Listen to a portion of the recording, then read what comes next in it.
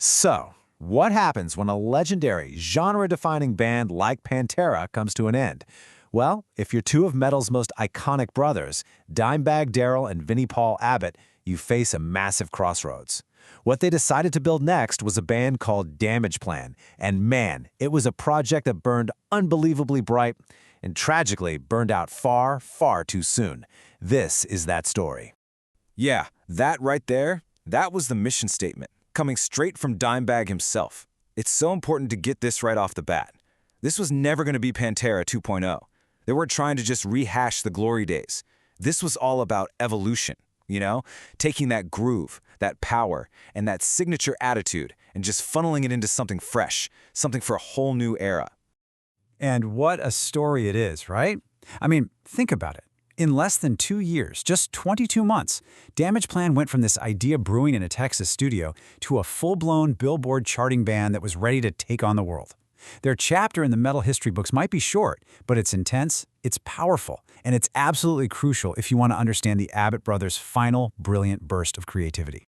Okay, so to really get Damageplan, we gotta go back a step. You have to understand how Pantera actually ended.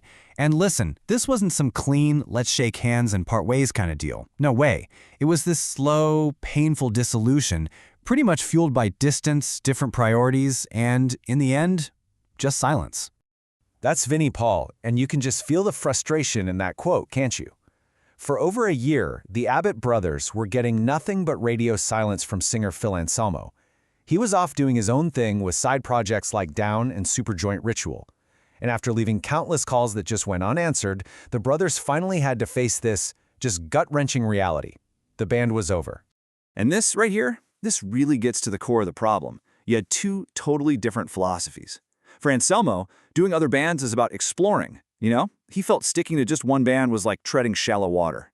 But for Dimebag, man, Pantera was his lifeblood. It was everything. He called it 1,000% blood and heart and fucking soul. And when you have a fundamental difference like that, well, the end was pretty much inevitable. So, with Pantera officially in the rearview mirror, Dime and Vinnie did the only thing they knew how to do. They got back in their home studio and they started making music.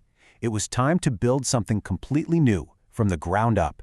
New name, new lineup, new everything. So how did this all shake out? Well, it started with Dime just stockpiling all these killer riffs for what he thought might be a solo project. But of course, Vinnie Paul gets behind the kit and bam, that legendary chemistry is right back. Then they brought in Pat Lachman, who was the guitarist for Halford, to handle vocals. And to round it all out, their trusted tattoo artist and good friend Bob Zilla came in on bass.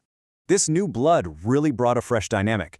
I mean, you have Pat Lachman making this huge jump from shredding on guitar in Rob Halford's band to being a full-time frontman. And as he put it, getting that call was like being asked to join a championship team. It doesn't matter what position you play, you just want to be on that winning team. And at first, that's what they called themselves, Newfound Power. And really, it was the perfect name for a group that was so determined to reclaim their creative fire and reestablish themselves in the metal world. But they eventually landed on something with a little more bite, something more aggressive.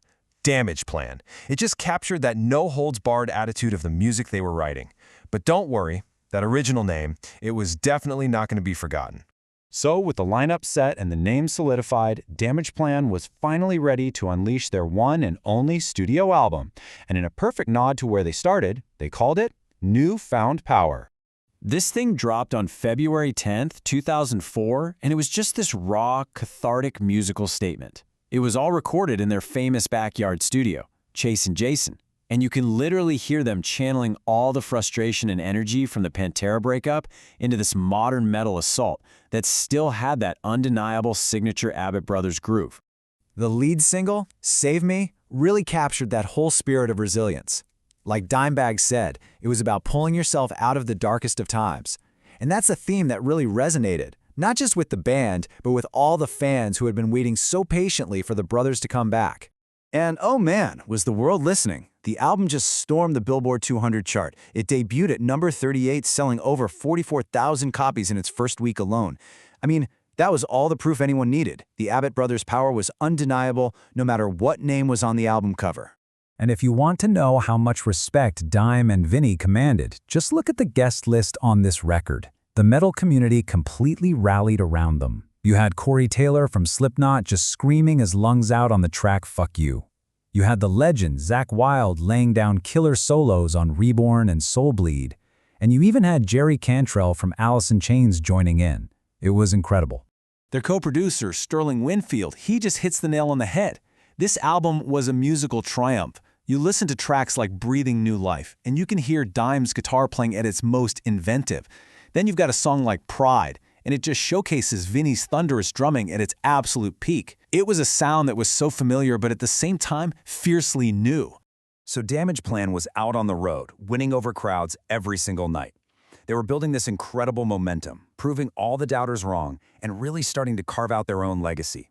But then, in one absolutely horrific moment, that entire future was just stolen. On December 8, 2004, at the Alrosa Villa nightclub in Columbus, Ohio, the unthinkable happened. During the band's set, a gunman stormed the stage and the music just stopped. Forever. Dimebag Darrell Abbott was tragically killed that night, but he wasn't the only one. We also have to honor the memory of Nathan Bray, a fan who was just trying to help, Aaron Hulk, a club employee and a U.S. Marine who intervened, and Jeffrey Mayhem Thompson, the band's head of security who gave his life protecting his friends. 4 heroes lost that night. In the wake of just an unimaginable tragedy, the story of Damageplan came to this sudden, violent end. But the echo of what they created, and maybe more importantly, what they could have become, it still resonates today. So, what happened next? Well, in 2005, it was confirmed that they had nearly completed recordings for a second album. Later, Vinnie Paul and Bob Zilla would go on to form the very successful band Hell Yeah. And for years, Vinnie kept promising that those second Damageplan demos, they would someday come out. Tragically, with Vinnie's passing in 2018, that unreleased music became one of modern metal's greatest lost treasures. You see, Damageplan was so much more than just a rebound band. It was a statement of pure resilience, a furious burst of creative fire, and honestly, a testament to the unbreakable bond between two brothers. Theirs was a newfound power that was silenced way, way too soon, leaving all of us to wonder what might have been. What incredible music did we never get to hear?